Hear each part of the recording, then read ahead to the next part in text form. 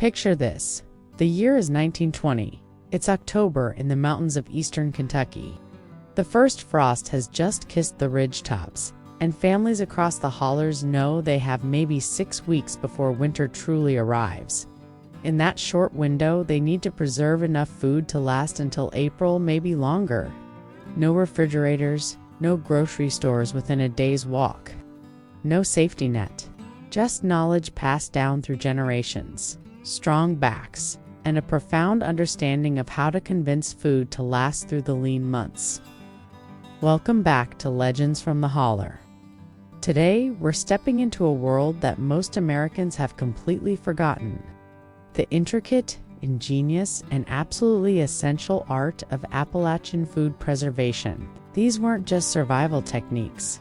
They were sophisticated methods developed over centuries, adapted from European, Native American, and African traditions, and perfected in the unique ecology of the Appalachian Mountains. Some of these methods are so effective, so clever, that modern homesteaders and preppers are rediscovering them. Others have been lost entirely, surviving only in the memories of the oldest mountain residents. Let's explore what it really took to eat through an Appalachian winter. The Appalachian Pantry Calendar. To understand Appalachian food preservation, you first have to understand the rhythm of the mountain year. Life revolved around a strict calendar dictated by weather, growing seasons, and the availability of wild foods. Spring, March through May, the hungry time, and the greening. Ironically, spring was often the hardest season. Winter stores were running low, but gardens weren't producing yet. This was called the hungry gap, or the 6 weeks want. Families relied on the very last of their preserved goods, the bottom of the flour barrel, dried beans, salt pork. But spring also brought salvation. Wild greens. Appalachian people became experts at foraging ramps, pokey salad, branch lettuce, watercress, lamb's quarters. These weren't just supplements. They were crucial sources of vitamins after months of stored food. Women and children knew hundreds of wild plants where they grew, when to harvest them, and how to prepare them safely. Summer, June through August. The growing and gathering. Summer meant fresh food, but also frantic preservation. As each crop came in, it had to be processed immediately. You couldn't wait. Green beans were picked, strung, and dried. Leather britches, they called them. Berries were preserved within hours of picking. Wild strawberries in June, blackberries in July, huckleberries in August. The summer kitchen was a constant hive of activity. Women would start work before dawn to avoid the worst heat, often processing food in outdoor kitchens built separate from the main house. A typical summer day might mean making 20 quarts of green beans, churning butter, smoking meat from a butchered pig, and rendering lard all before dinner. Fall, September through November, the great push, fall, was the most critical time.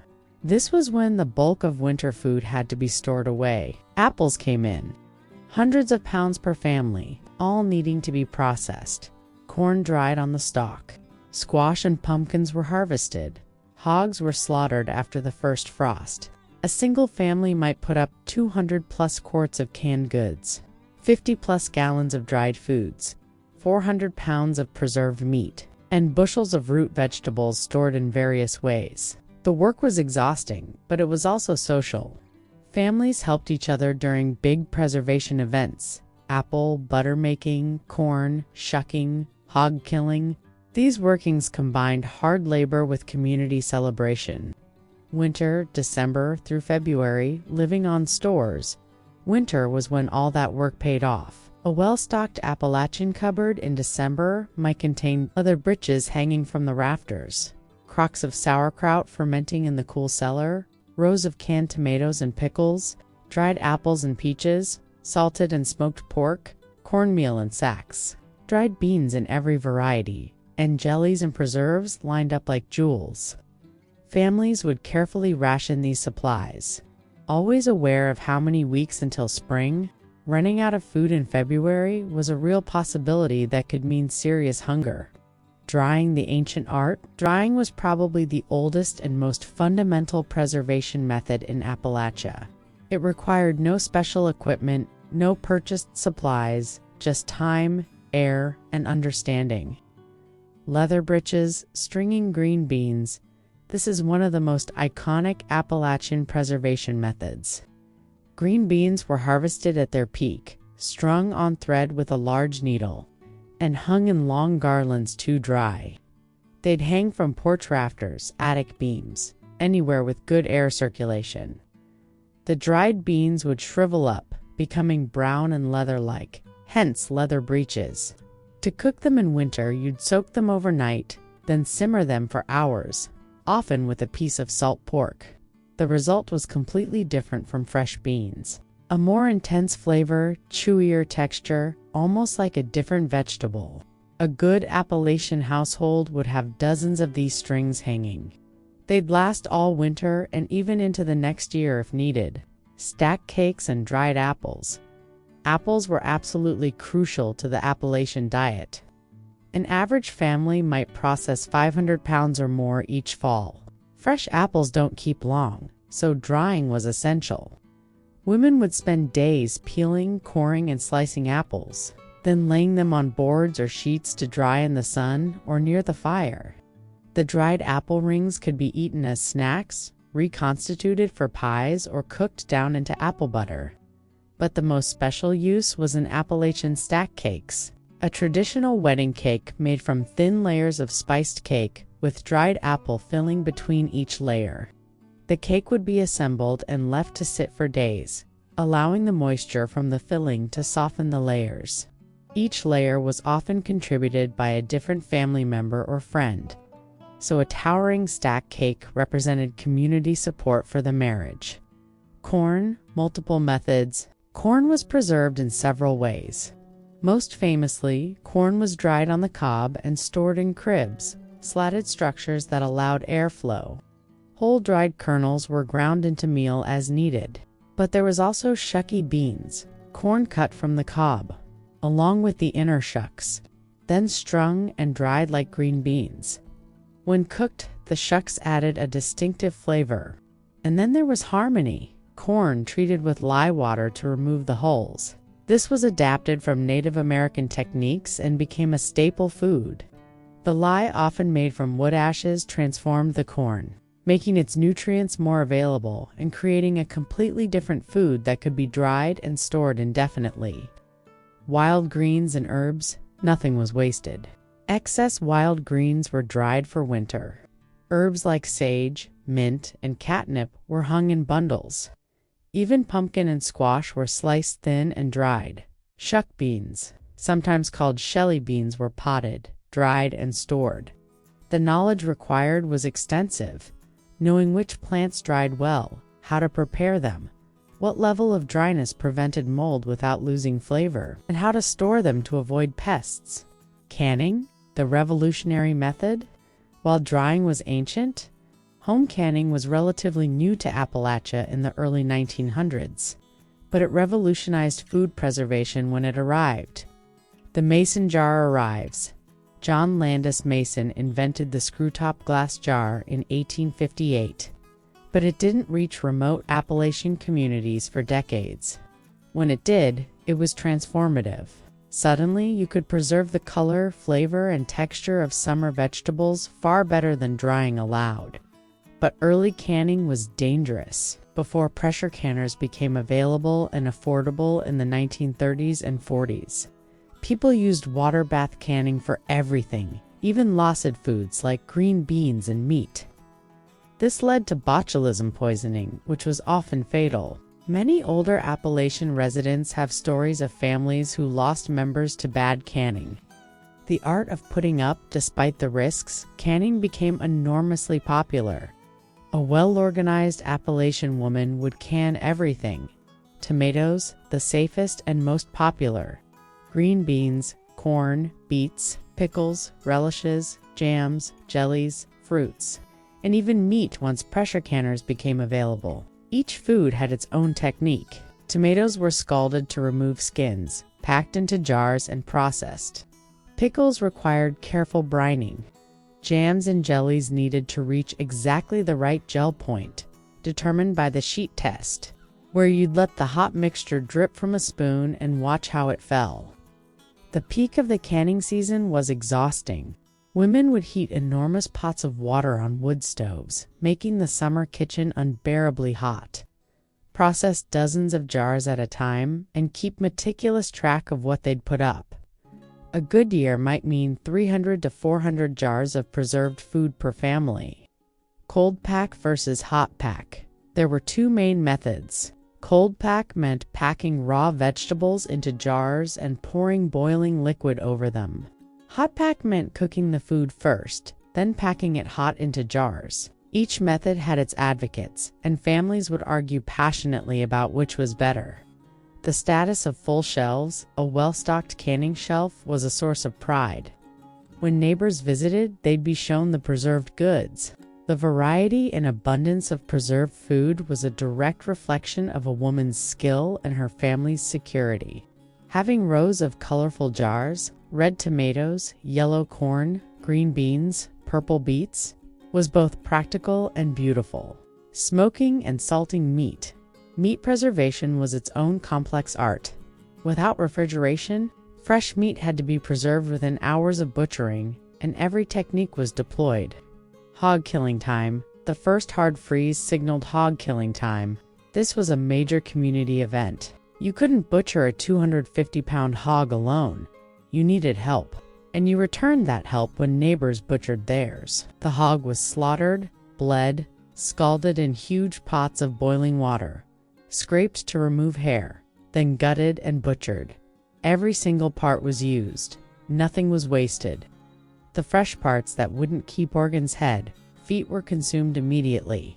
The neighborhood would have fresh meat for a few days, then serious preservation began. Smokehouse methods. Most Appalachian farms had a smokehouse, a small, sealed building where meat was hung and slowly smoked. This wasn't like modern barbecue smoking. This was cold smoking over days or even weeks, using hardwood like hickory, apple, or oak. Hams and shoulders were salted heavily, packed in salt or rubbed with a salt cure for several weeks. The salt drew out moisture and prevented bacterial growth. Then they were rinsed and hung in the smokehouse.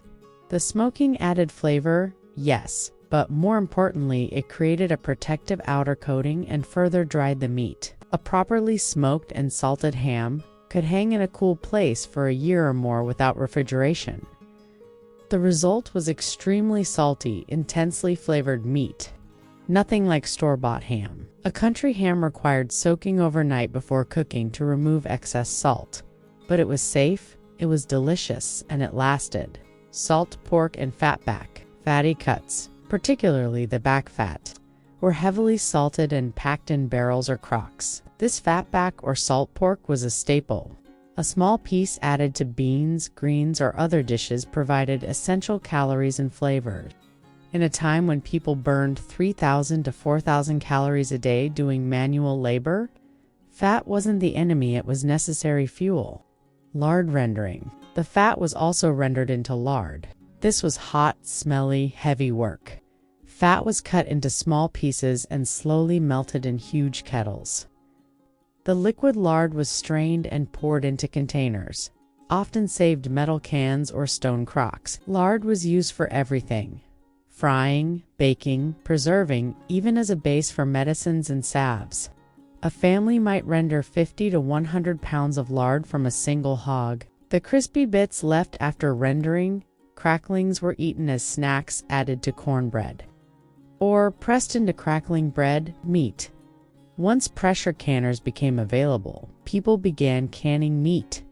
This was revolutionary. Chicken, beef, pork, even wild game could be canned. The texture changed significantly, but it was safe and convenient. Canned sausage was particularly popular. The meat was seasoned, cooked, packed into jars, and pressure canned. On a cold winter day, you could open a jar and have meat ready in minutes. Fermentation and pickling. Fermentation is one of humanity's oldest preservation methods, and Appalachian people mastered numerous fermentation techniques, many adapted from German and Eastern European traditions. Sauerkraut and the kraut cutter in communities with strong German heritage, and there were many in Appalachia. Sauerkraut was essential. Cabbage was one of the last crops harvested, and a family might put up 20 to 30 gallons of kraut. The kraut cutter was a specialized tool, a wooden board with sharp blades that could shred a whole cabbage in seconds. Cabbage was shredded, heavily salted, and packed tightly into large crocks or barrels. A clean cloth was laid over the top, then a wooden plate, then a heavy weight, usually a clean rock. Over the next few weeks, the cabbage would ferment, creating lactic acid that preserved it and gave it that distinctive sour flavor. The brine had to be checked regularly, scum skimmed off, and the cloth changed. Too warm and it would spoil. Too cool and it wouldn't ferment. Properly made sauerkraut would last all winter in a cool cellar, providing crucial vitamins, particularly vitamin C, during months without fresh vegetables. Pickles of every kind. Pickling was both an art and a science. Cucumbers were the most common pickle, but Appalachian cooks pickled everything. Beets, beans, corn, watermelon rind, green tomatoes, peppers, even eggs. Bread and butter pickles, dill pickles, sweet pickles, sour pickles. Each required its own recipe and technique. The brine had to be the right strength. The spices had to be correct. The processing time had to be exact. Pickle recipes were closely guarded family secrets.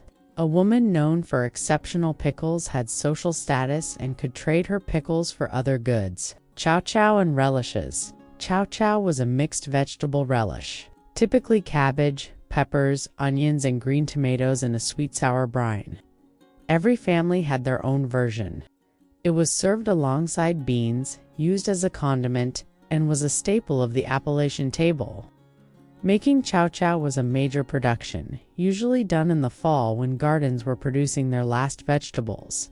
20 or 30 quarts would be put up at once.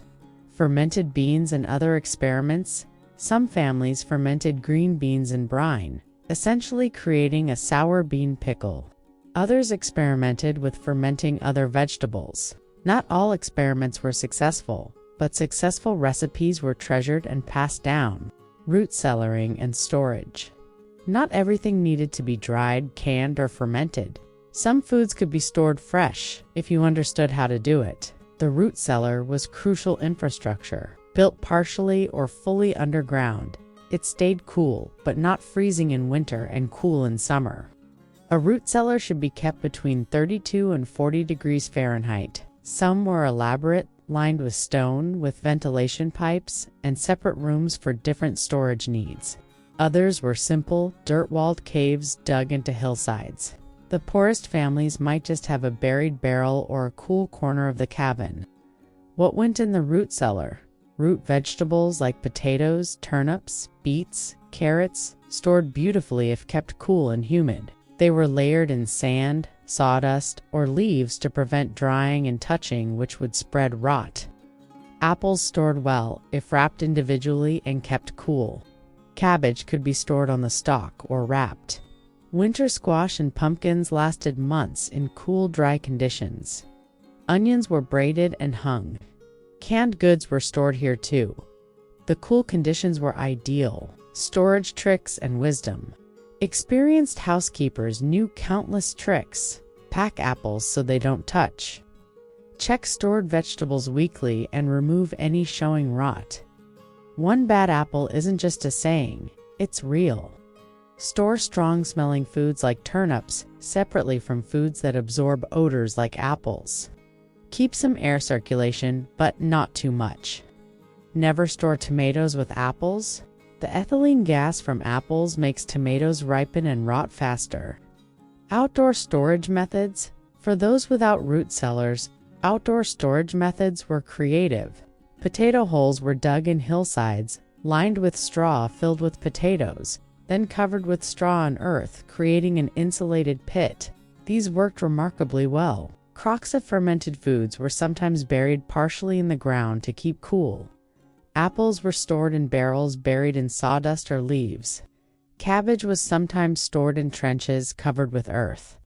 Jellies, preserves, and sweet preservation. Preserving with sugar was special, expensive enough that it was reserved for the most valued foods and occasions. Wild fruits and berries. Appalachian forests and fields provided abundant wild fruits. Strawberries, blackberries, raspberries, huckleberries, wild grapes, pawpaws, persimmons, elderberries. These were too precious to waste. Berry picking was serious work. Children were sent out with buckets, expected to fill them. The best berry patches were family secrets, jealously guarded. A productive blackberry bramble was as valuable as good farmland. Jelly making. The science and art. Making jelly required precise knowledge. The fruit had to contain enough pectin, or pectin had to be added, enough acid, enough sugar, and be cooked to exactly the right temperature. Too little cooking and the jelly wouldn't set. Too much and it would be rubbery. Without thermometers, women used the sheet test, dipping a metal spoon into the hot jelly, lifting it out and watching how the jelly fell. When it sheeted off the spoon in a solid mass rather than dripping, it was ready. Apple butter. The community event, apple butter making, was an all-day or even all-night affair. Apples were cooked down in huge copper kettles over outdoor fires, stirred constantly with long wooden paddles. The mixture had to be stirred continuously to prevent scorching, meaning people took turns through the night. The apple butter was ready when it was thick enough that a spoon stood upright in it, deeply brown and intensely flavored. A single batch might make 20 to 30 gallons. This was social time. Young people courting, neighbors catching up on gossip, music and storytelling around the fire. The person stirring couldn't leave the kettle, so others brought food and drink, kept the conversation going. Preserves and butters. Beyond apple butter, people made peach butter, pear preserves, plum jam, wild grape jelly. Each fruit had its own technique, its own quirks. Preserves with chunks of fruit were considered more elegant than jam, crushed fruit, or jelly, just the juice. A truly skilled cook could make preserves where each piece of fruit was whole and translucent, suspended in clear jelly, a work of art. Honey and sorghum before white sugar was affordable. Sweetening came from honey if you kept bees or could trade for it, and sorghum molasses. Sorghum was grown widely in Appalachia, and crushing it and boiling the juice down to molasses was a major fall event. Sorghum molasses was used in baking, spread on biscuits and added to beans. It has a distinctive flavor, nothing like modern corn syrup. It defined Appalachian cooking. The knowledge keepers. What we've covered so far is just the surface. The depth of knowledge required for Appalachian food preservation was staggering. Young girls began learning preservation techniques as soon as they could safely handle tools, often by age 5 or 6. They'd start with simple tasks: stringing beans, peeling apples, stirring. By their teens, they were expected to manage preservation projects independently. This wasn't casual learning. It was rigorous training in skills that meant the difference between eating and starving. A young woman who couldn't preserve food well was considered unprepared for marriage and adult life. Boys learned to, particularly the heavy work, butchering, building smokehouses, managing root cellars. But the primary responsibility fell on women who held and transmitted this knowledge. Recipes were written down, but often incompletely. A recipe might say cook until done or add enough flour. Why? Because the person reading it was expected to already know the basics.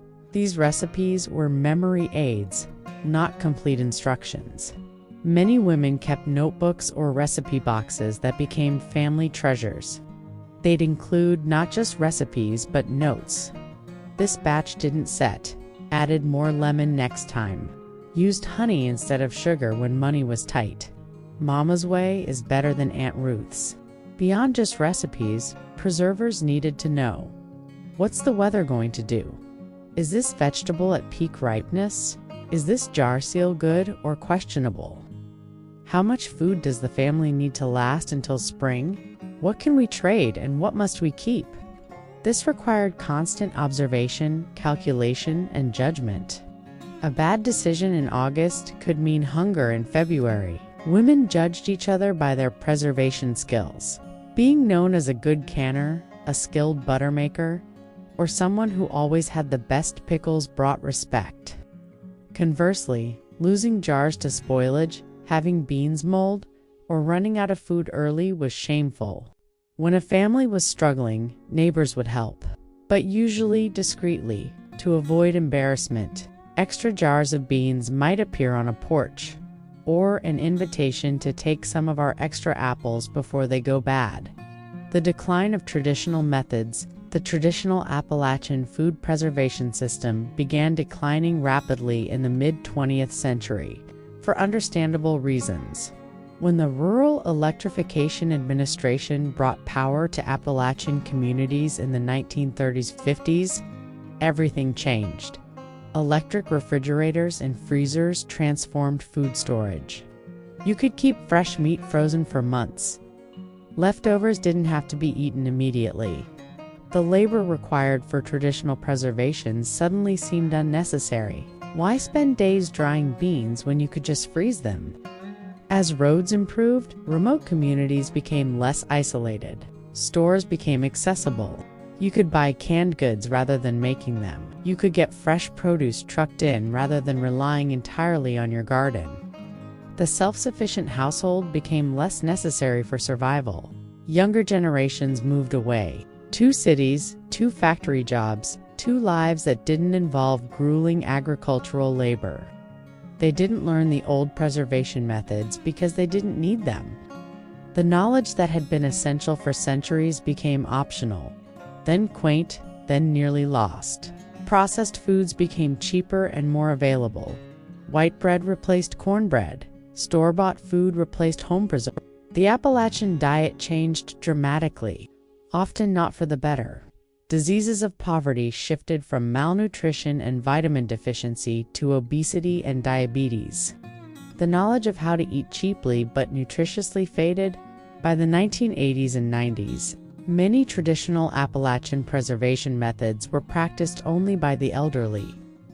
Young people might have eaten leather britches at grandma's house but had no idea how to make them. Specialized tools like kraut cutters, bean stringers, lard presses ended up in antique shops, their purpose forgotten. Regional food varieties were lost. Appalachian heirloom beans, apples, corn varieties, selected over generations for their preservation qualities, disappeared as people planted modern supermarket varieties. But the story doesn't end with loss. In recent decades, there's been a remarkable revival of interest in traditional Appalachian food preservation, starting in the 1970s and continuing today. People have been going back to the land, seeking self-sufficiency and traditional skills. Many have turned to Appalachian methods as proven effective techniques. The internet has allowed the last generation of traditional knowledge holders to share what they know. YouTube videos of elderly Appalachian women demonstrating leather britches. Facebook groups dedicated to preserving heritage skills. These have created a community of learners. Economic uncertainty, supply chain disruptions, and concerns about food system resilience have made self-reliance appealing again. People realize that the ability to preserve your own food is a form of security and independence. You're less vulnerable to economic shocks, less dependent on systems outside your control. There's been a renaissance of Appalachian cuisine. Chefs have rediscovered traditional ingredients and methods. Stacked cakes, leather britches, country ham. These are appearing on high-end restaurant menus. This has brought respect and attention to food traditions that were once dismissed as hillbilly or backwards, even if you're not living off-grid in the mountains. Appalachian preservation methods offer valuable lessons. Waste nothing. Every part of the animal, every vegetable, every fruit found a use. In an era of food waste crisis, this ethic is more relevant than ever. Seasonal eating. Appalachian diets were intensely seasonal. Fresh greens in spring, tomatoes in summer, squash in fall, stored goods in winter. This is exactly what modern sustainability advocates recommend. Community interdependence, the workings. Apple butter making, hog killing, barn raisings built community bonds.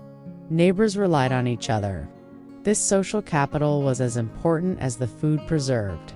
Flavor development. Many traditional preservation methods created unique, complex flavors that fresh food can't match. Fermented foods, smoked meats, dried fruits, these aren't just preservation techniques, they're flavor techniques. Resilience. Having 3 or 4 different ways to preserve the same food, dry it, can it, ferment it, store it fresh, meant that failure of one method didn't mean disaster. Redundancy equals resilience. Knowledge value in a crisis. Knowledge is more valuable than money. The person who knows how to make food last has something precious to offer. You don't need to live on a mountain farm to use these methods. Urban and suburban dwellers are making sauerkraut in apartment kitchens, drying herbs on balconies, canning tomatoes from farmers markets, fermenting pickles in small batches, learning to smoke meat on home equipment. The specific methods may need adaptation, but the principles remain sound. Let me share some wisdom from people who actually lived this life. Quotes I've collected from interviews, oral histories, and documented conversations with elderly Appalachian residents. From a woman born in 1915 in eastern Kentucky, "We never thought about it as hard work. It's just what you done. Come August, you was canning. Come October, you was making apple butter. That's just life. The hard part was when you didn't have nothing to put up. Then you knew you was in trouble." From a man remembering his grandmother's root cellar. "You'd go down in there in January and it smelled like earth and apples and that cold, clean smell." She had everything labeled and organized. She knew exactly what she had and how long it would last. She could tell you in December whether we'd make it to spring or if things were going to get tight in March. From a woman describing bean stringing, "We'd all sit on the porch, string beans and talk." That's when you heard the stories, the gossip, what was happening in the holler. Your hands stayed busy, but your mind could wander. I learned more about life stringing beans with my mama and aunts than I ever did anywhere else. From a man about hog killing, it was a celebration and serious business all at once. You was taking a life and you owed that animal respect. So you used every bit, nothing wasted. And you shared. That fresh liver and heart, you couldn't keep it, so it went to the neighbors who'd helped. That was just understood. From a woman about the shame of running short, there was one year, I think I was maybe 7 or 8, where we ran out of preserves in March.